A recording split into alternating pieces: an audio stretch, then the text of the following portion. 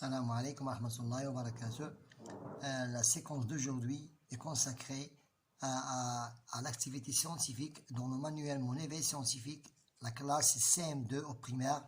Et notre leçon d'aujourd'hui, c'est la méthode qui empêche et qui diminue la pollution. Méthode empêchant ou diminuant la pollution. La page 14 et la page 15. Passons maintenant à notre page consacrée. Voilà, notre document numéro 1. Nous observons ici, nous avons deux documents.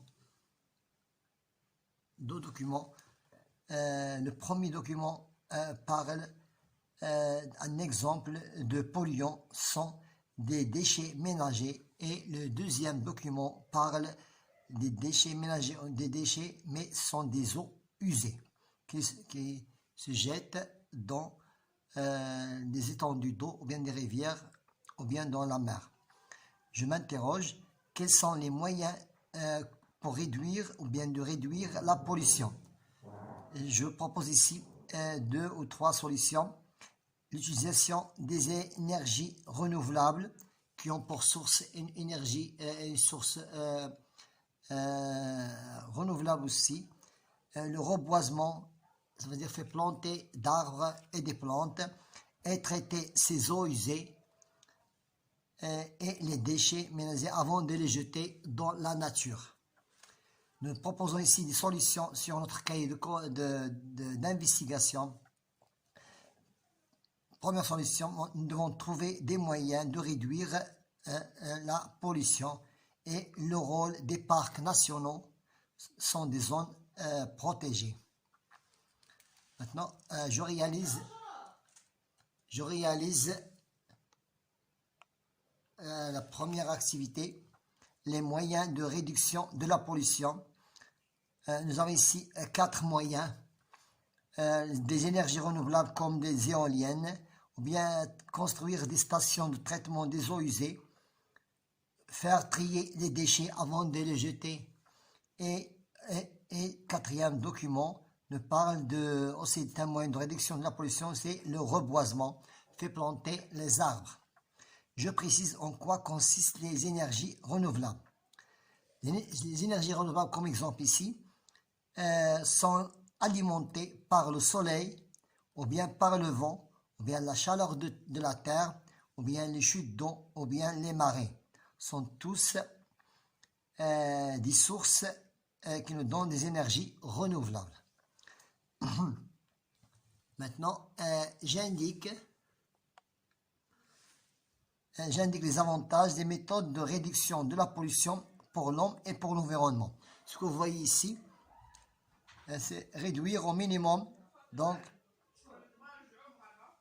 j'indique les avantages des méthodes de réduction de la pollution pour l'homme et l'environnement. Premièrement, réduire au minimum les risques pour la santé et pour l'environnement. La prévention de la pollution. Éliminer les causes de la pollution. Sont tous les avantages de la réduction de la pollution pour l'homme et l'environnement. La page 15. Dans la page 15, les zones protégées. Les zones protégées. Ici, sont des parcs nationaux. Nous avons ici 10 parcs nationaux. Que vous voyez ici, une série de parcs. Donc, il y a 10 parcs nationaux au Maroc. Et nous avons un autre parc qui s'appelle BIS, Dakhla Sahara, mais il est en projet. Je propose 2 grands parcs nationaux. Je propose ici le parc national de Toukral, qu'on voit ici à côté de Marrakech, et le parc national de Souss-Massa à côté d'Agadir. Je précise le rôle des parcs nationaux. Premièrement, protéger la diversité biologique et valeurs paysagères et culturelles. Deuxièmement, la protection des animaux et des plantes et de l'habitat de ceux-ci, ça veut dire des animaux et des plantes. Maintenant, ici un petit résumé à retenir. La réduction de la pollution peut se faire par ou bien l'utilisation des énergies renouvelables, ou bien le reboisement, ou bien traitement des eaux usées et des déchets ménagers. Maintenant, j'applique mes connaissances. J'applique mes connaissances, je m'y crois pour les réponses vraies et fausses et je les corrige. D'après ce titre, les moyens utilisés contre la pollution sont. Ici, il y a des solutions fausses et des solutions vraies. Les énergies renouvelables. Oui, donc les énergies renouvelables sont un moyen d'utiliser contre la pollution. Vrai. Trier les déchets avant de les jeter dans la nature, nous devons les trier.